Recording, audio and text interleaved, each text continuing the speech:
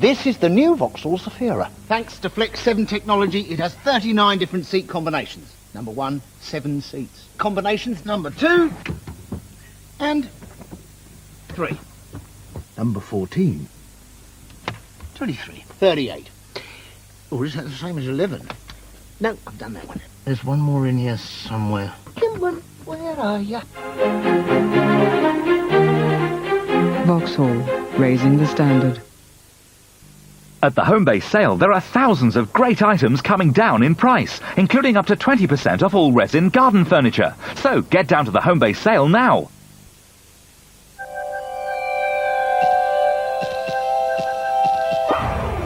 The House of Fraser summer sale starts tomorrow.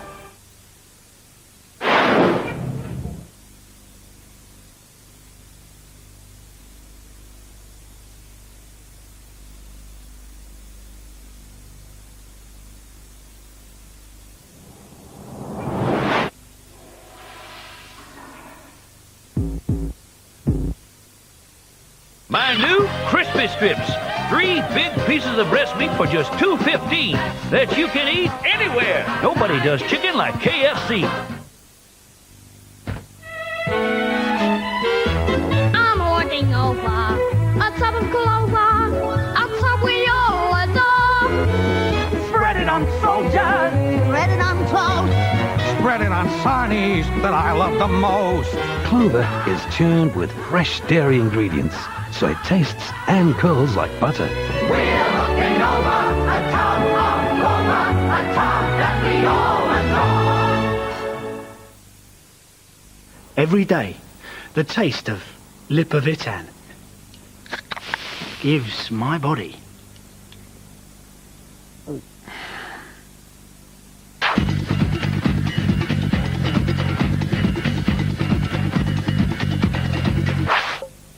the kind of workout that I like.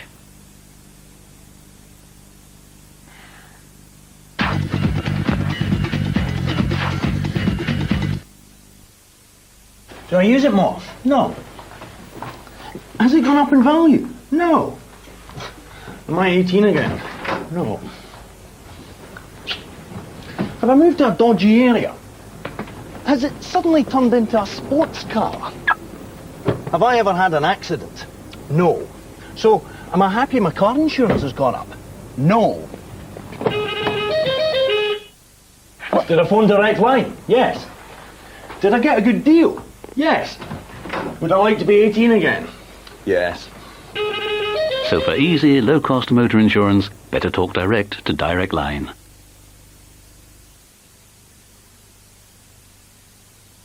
Watch me blow. To get ahead in the fame game, it pays to be ambitious, lucky, but above all, young, hot and talented. You'll need determination. It's my job, it's what I do. Jordan's determined to make it as a singer. Should we start again? 'Cause I can't remember all the words. And you'll need to deal with success and failure. If I do lose, I'm not happy. I go off and have a salt. I'm a winner. Meet the next generation of stars, Wednesdays at 7 on 5. Now we're down on the green by the Ford.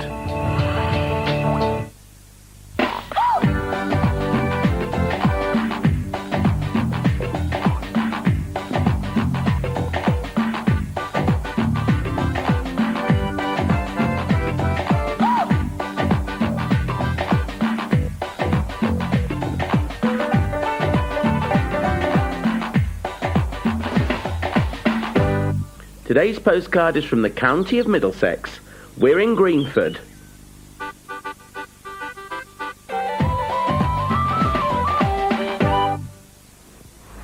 Well, this is it. All that remains of the original Greenford. The green by the ford over the River Brent. The River Brent is the only river wholly in the county of Middlesex and comes out when it joins the Thames at Brentford. But it was along here that Simon Coston lived. Probably about 400 years ago, in the 1600s, there was a farm track and his house was said to have been round here. And it's a tale of witchcraft, we are told. tale of misers and gold. I have a tale of woe here from Greenford Magna. We'll call it just Greenford, Neil. Show us Greenford Magna here. That's the proper name, yes. To differentiate it from Perivale, which was Greenford Parva. Yes. So it's big and little, really. That's correct, yes. Tell us the tale of woe, 'cause it does sadden me. Well, churches that are left open are wonderful places because people can come in them, sit quietly, be themselves, think about God, think about their problems, and just be on their own for a while. But other people come in with rather less honourable motives, and in the last 10 years we've had serious theft as well as vandalism. We have a 17th century font which had a 17th century oak font cover, which is now gone. Yeah. Two They've taken figures. the cover, have they? They've just walked away with the cover, yes. Very nice. Two figures up there. You see the oldest two daughters, if you can see them, Frances and Mary Coston. They were stolen in July 1996, and those are replicas now. They look brilliant, but they are replicas, Russell, and the heritage of Greenford, that these things belong to the people of Greenford, they have been taken away, who knows where. Other things have been stolen. Going back to the 1920s, there's a brass underneath just by the main door there, underneath that carpet, except it's not there anymore. It was stolen in the 1920s.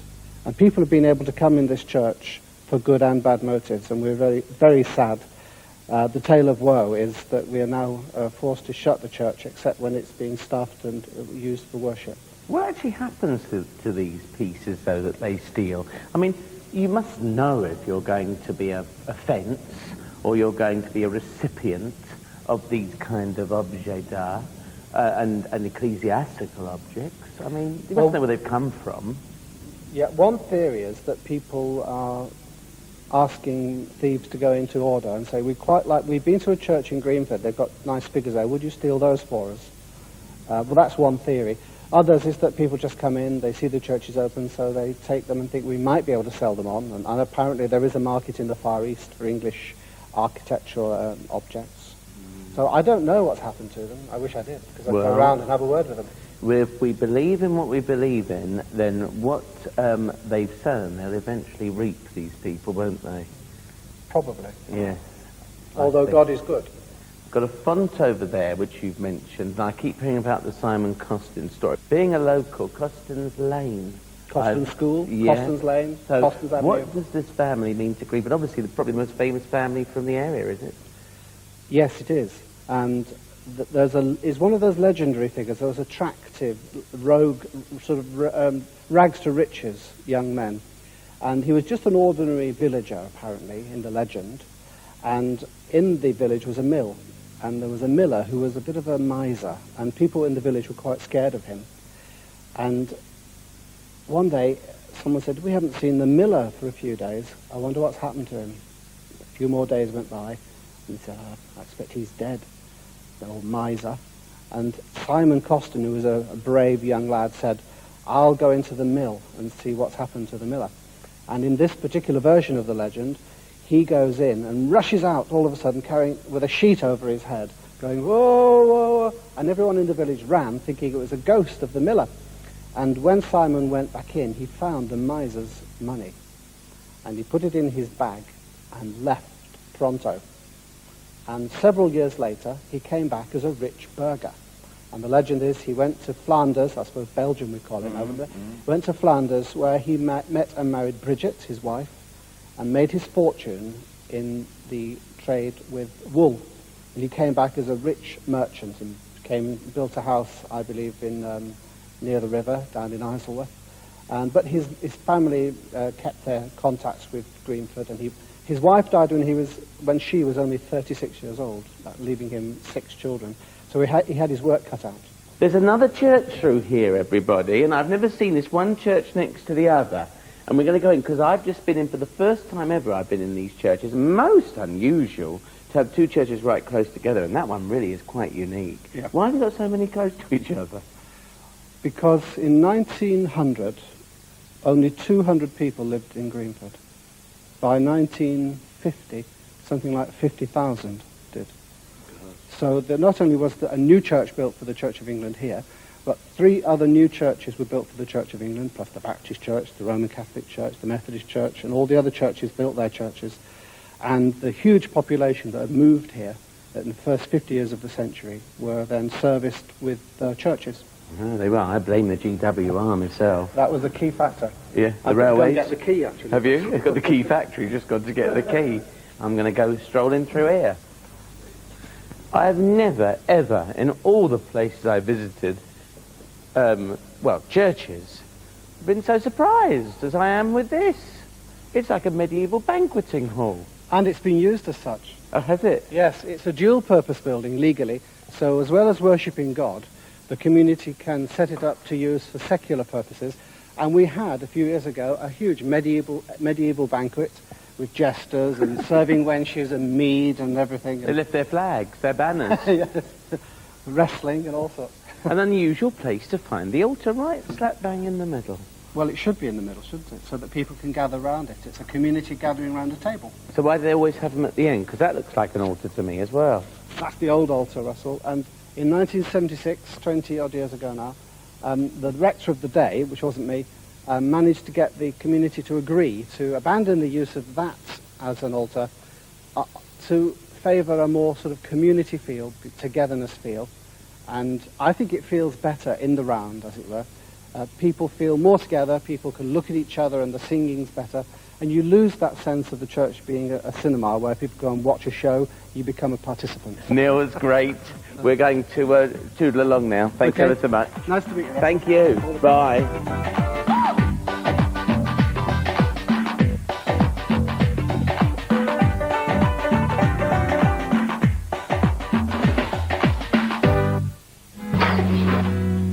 I'm being treated for secondary cancer. Sleep it off.